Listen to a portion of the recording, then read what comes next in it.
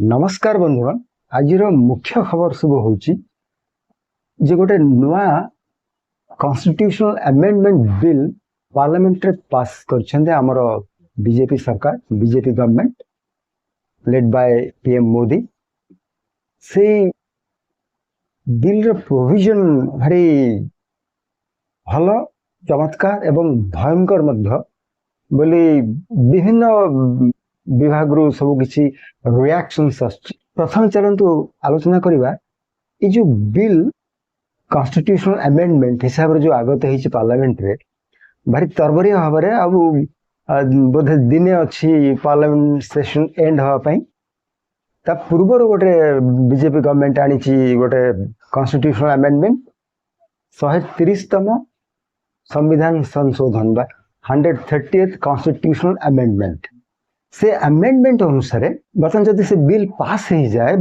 पास होला पर जदि लॉ हो जाए ताहले प्राइम मिनिस्टर ठू आरंभ करी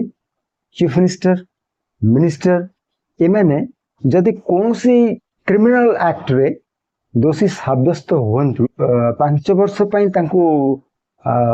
कारादंड हुए ताहले से 30 दिन परे अर्थात 31st डे रे से प्राइम मिनिस्टर थांतु चीफ मिनिस्टर थांतु कि कौन सी मिनिस्टर है थांतु से पदवी रे रही पारिबे नाही। एभली एक प्रोविजन आसी से 130तम संविधान संशोधन बिल आकु ने भारी हो हला हो हंगामा हेची पार्लियामेंट रे विशेष कर विरोध दल नेता माने विशेष भाव रे हंगामा करछंती जे एमिति गोटे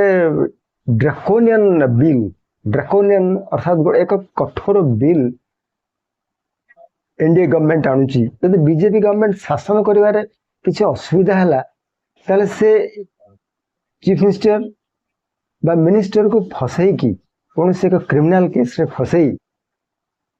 30 दिन भितर गादीच्युत कर दे पारिबो। इटा गोटे बीजेपी रो गोटे प्लान बोली से माने कंप्लेन करछंती एक्यूज करछंती एलिगेशंस आनिछंती भारी हो हंगामा हेची पार्लियामेंट रे तुमुल हट्टगोल हेची किंतु गवर्नमेंट कहूची जे ना it's a very good bill आमे राजनीति रे स्वच्छता आनिया पे चाहूछु you want to clean politics विरोधी दलर सदस्य माने जथा इंडिमेंटर सदस्य माने तांकर आभिमुख्य अलगा रही से कहउछन जे बीजेपी गोटे सेटल स्कोर करिया पई एमती एक बिल आणुची एवं भारी तरबरी भाव आणुची विशेष भाव में बिहार इलेक्शन जो नवेम्बर हबार अच्छे जो बिहार इलेक्शन नवेम्बर हबार अच्छे ता पूर्व सब बिल आनी से गोटे गोटे प्रकार चांचल्य सृष्टि करने चाहूँगी एवं एमती भी अनुमान करा जाउची जे तमिलनाडु चीफ मिनिस्टर स्टालिन आमर पूर्वतन चीफ मिनिस्टर आंध्र प्रदेश चंद्रबाबू नायडू एवं अनेक आहुरी एमते अनेक केते नेता अछंती जो मानक पछरे ई सब एमानंकु ई परिधि भितर को आनी गादीच्युत करिवार आशंका रही। तबे कथा होची बिल को ड्रैकोनियन कहीं कहा जाउची जे एमिते एक टाइम रे बीजेपी गवर्नमेंट ताको पार्लियामेंट रे आगत करिची एवं कहा संगे विचार विमर्श न करी सब करिची तो यार या पछरे किछु गोटे अभिसंधिमूलक उद्देश्य रही बोली विरोधी दलर सदस्य माने एलिगेशन आउछंती। आउ गोटे बड़ खबर हैला हम राज्यर जे नवीन पटनायक असुस्थ थिले एवं से बर्तन हॉस्पिटल फेरिछंती भल होइकी किंतु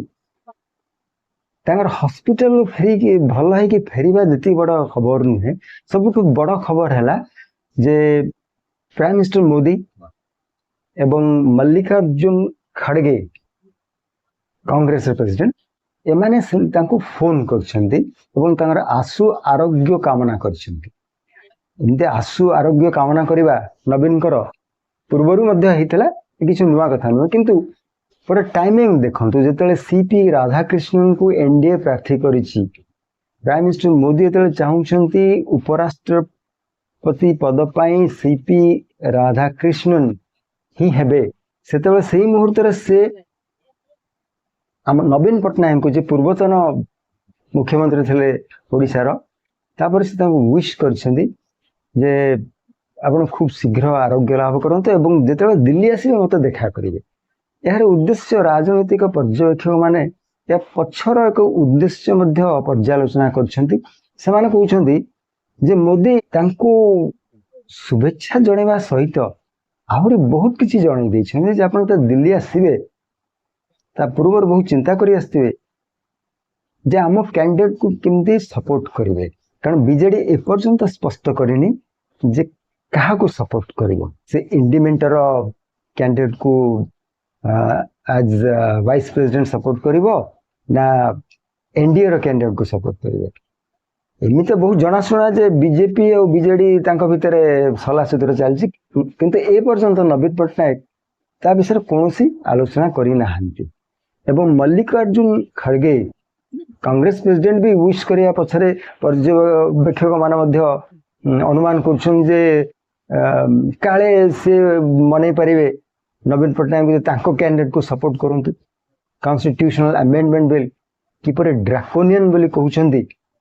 विरोधी दल सदस्य माने एवं अन्यान्य सदस्य माने मध्य तेणु ता उपरे मध्य खूब जोर सरगरम आलोचना प्राय देश सारा चली। वीडियोटी आपन केमते लागिला जणेबे कमेंट बॉक्स में निश्चित भाव आपन कमेंट दियंतु कारण आपणकर कमेंट जानिले कमेंट पाइले आगामी न्यूज गुड़िक अति प्रांजल भाव आपन को बुझाया को चेष्टा करिवु एवं तार भीतर कथा मध्य आमे जणाया पई चेष्टा करिवु। वीडियो देखिथिबार धन्यवाद।